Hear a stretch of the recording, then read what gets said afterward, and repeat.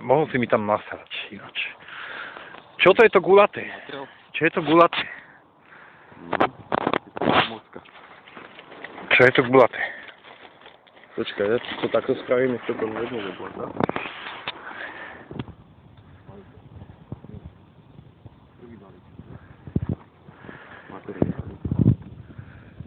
Ajajajajaj. Ja som silne namotal teda. Dobre, tačky som to pichoval. Ja mám plné ruky.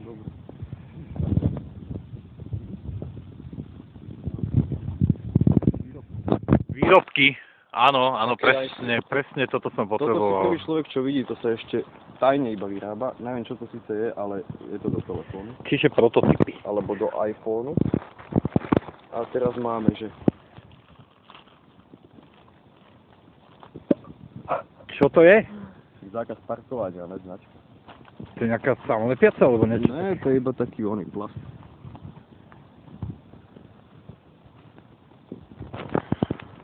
Dobre, je to z umelej moci? To je zlé, to je vinyl. Vinyl.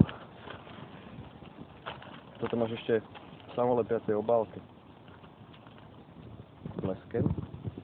Bez blesku. Co si dá viacej. Aha. Super. Reflexné, one. Reflexný štír. A toto. To tam všetko vyrábate? To je čo? To sú priesvitné nálepky. Na toto sa ešte tlačia gotoviny. A tým sa propaguje tlačereň, čo vyrába naša firma, ale ne u nás. Aha. Sú reklamné produkty. Ale ja tieto kokotiny nevyrábam, iba takéto vyrábam. A toto je zase tieto tlače a ja som Dajkafe. Kontraband. Presné výseky. Odoberáte nálepky z firmy 3M? No, iba materiál. Materiál. No. Poznám tú firmu, veľmi dobrá firma.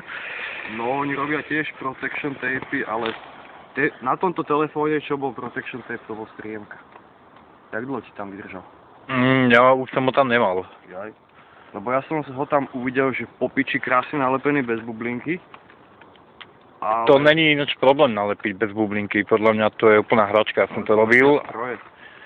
Ale ja som to robil ručne a podarilo sa mi to. Tak ja len, že to chytí iba stroj s prítiskou a pritlačí to display už. A vycucne odtiaľ vzduch, takže keď to zle chytí, tak je tam bublina. Ale...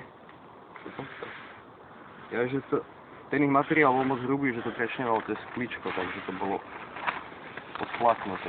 My máme také tenké protection tapey, že to nechytíš. No keď to nechytíš, tak to ani necítiš. No, môžeš to cítiť. Cítim to a nevidím.